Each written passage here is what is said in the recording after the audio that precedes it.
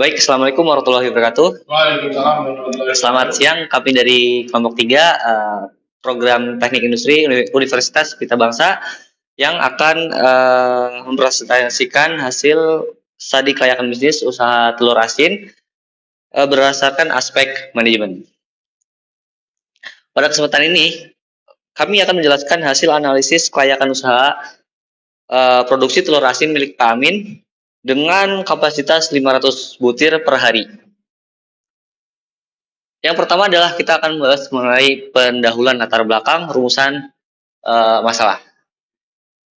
Latar belakang, UMKM memiliki peran penting dalam pertumbuhan ekonomi nasional. Selain itu, usaha yang memiliki prospek baik adalah usaha telur asin karena memiliki cita rasa khas dan daya simpan yang jauh lebih lama dibandingkan telur biasa. Permintaan pasar yang relatif stabil menjadi peluang bagi Pak Amin untuk mengembangkan usaha telur asin dengan kapasitas 500 butir per hari. Oleh karena itu, diperlukan studi kelayakan bisnis untuk mengetahui apakah usaha tersebut layak dijalankan dari aspek manajemen. Selanjutnya adalah rumusan masalah dan tujuan. Rumusan masalah dalam penelitian ini meliputi struktur organisasi, pembagian tugas, kebutuhan tenaga kerja, sistem pengelolaan usaha, kompetensi SDM, rancangan operasional, dan kelayakan usaha. Tujuan penelitian ini adalah menganalisis seluruh aspek tersebut sehingga dapat diketahui kelayakan usaha telur asin dari sisi manajemen. Slide selanjutnya saya persilahkan rekan saya untuk menjelaskan struktur organisasi dan pembagian tugas dalam usaha ini.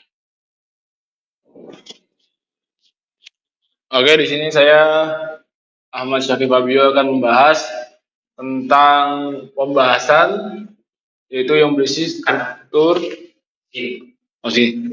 Oke, jadi di sini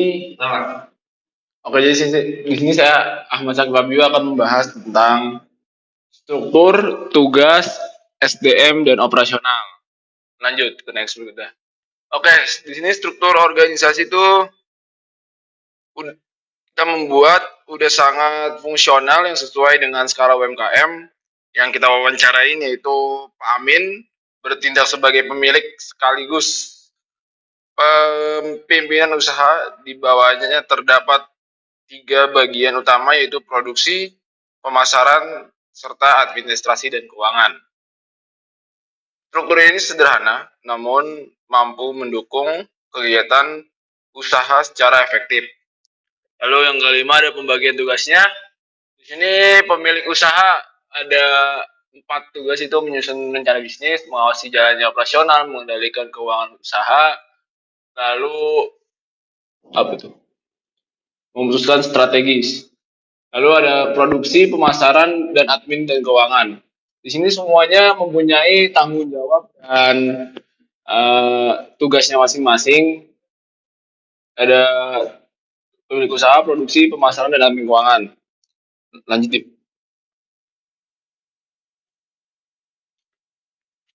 Lalu untuk kebutuhan tenaga kerja, usaha ini membutuhkan 6 orang tenaga kerja yang terdiri 1 pemilik usaha, 3 tenaga produksi, 1 tenaga pemasaran, dan 1 tenaga administrasi. Jumlah tersebut dinilai cukup efisien dan sesuai dengan kapasitas produksi yang direncanakan. Oke, untuk slide berikutnya akan dibahas oleh teman saya, Ahmad Dimyati.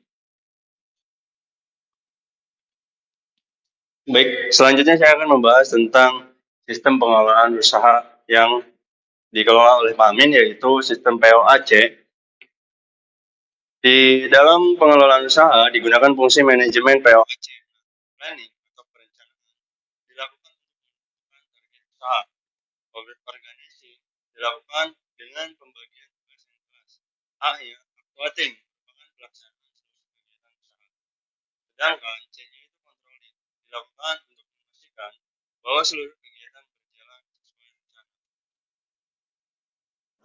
Bagaimana nih kompetensi sumber daya manusianya? Setiap posisi tentunya memerlukan kompetensi yang berbeda. Pemilik usaha harus memiliki kemampuan manajerial dan juga pengambilan keputusan. Sedangkan tenaga produksi harus memahami proses produksi dan standar kebersihan pangan. Tenaga pemasaran harus memiliki kemampuan komunikasi dan juga pemasaran digital. Sedangkan tenaga administrasi harus mampu mengelola pencatatan dan juga laporan keuangan. Di slide selanjutnya itu saya membahas tentang perencanaan operasional, di mana usaha ini memiliki kapasitas produksi sebesar 500 butir per hari dengan 26 hari kerja per bulan, sehingga total produksi mencapai 13.000 butir per bulan. Proses produksi dimulai dari pengadaan bahan baku, pencucian, pengasinan, pemeraman, perebusan, pendinginan, pemeriksaan kualitas hingga pengemasan distribusi. Nah, untuk slide selanjutnya, berikut akan dijelaskan mengenai saluran distribusi, kesimpulan, dan saran yang akan dijelaskan oleh Mas Angga. Oke teman-teman, kali ini saya akan menjelaskan tentang saluran distribusi dan pengendalian mutu. Saluran distribusi kita mencoba untuk mendistribusikan ini ke warung, pasar tradisional, toko oleh-oleh, ke rumah makan, dan juga restoran. Kemudian untuk pengendalian mutu, kita memiliki standar, yaitu pemilihan bahan baku berkualitas, penerapan kebersihan selama produksi, kemudian juga pemeriksaan produk sebelum dipasarkan, dan menjaga standar kualitas produk. Kemudian ada target pasar, kita mencoba menargetkan penjualan kita ke konsumen lokal di sekitar usaha, kemudian juga pengunjung toko oleh-oleh, pemilik rumah makanan dan restoran, dan juga pelanggan online via media sosial. Di slide berikutnya yaitu penutup, ya terdapat kesimpulan dan saran yang akan kita berikan kepada Pak Amin selaku pengusaha telur asin ini.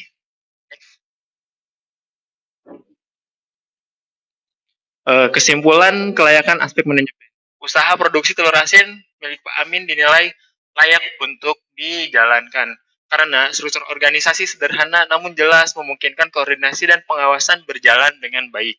Kemudian pembagian tugas terstruktur, kebutuhan tenaga kerja relatif sedikit, menunjukkan efisiensi usaha. Kemudian sistem pengelolaan usaha menerapkan fungsi manajemen secara lengkap. Kemudian sistem kompetensi SDM sesuai karakteristik UMKM dan dapat dipenuhi melalui pelatihan. Perencanaan operasional menunjukkan proses produksi dan pemasaran dapat dilaksanakan dengan sistematis. Kemudian saran yang akan kami berikan yaitu pertama, terapkan sistem administrasi dan pencatatan keuangan yang tertib untuk monitoring kondisi usaha. Kemudian lakukan pelatihan bagi tenaga kerja di bidang produksi, pemasaran digital, dan pengelolaan usaha. Kemudian memanfaatkan media sosial dan platform digital secara maksimal untuk memperluas jangkauan pemasaran. Kemudian lakukan pengendalian mutu secara konsisten dari bahan baku hingga produk siap yang dipasarkan. Kemudian pertimbangkan penambahan kapasitas produk dan pengembangan varian produk seiring meningkatnya permintaan. Kemudian yang terakhir, evaluasi kinerja usaha secara berkala untuk mengatasi kendala dan memanfaatkan peluang dan pengembangan. Ini daftar pusaka yang menjadi rujukan kami dalam menyusun laporan ini. Terima kasih semuanya telah menyimak hasil presentasi kami. Cukup sekian dari kita semua. Billahi taufiq wal hidayah. Wassalamualaikum warahmatullahi wabarakatuh.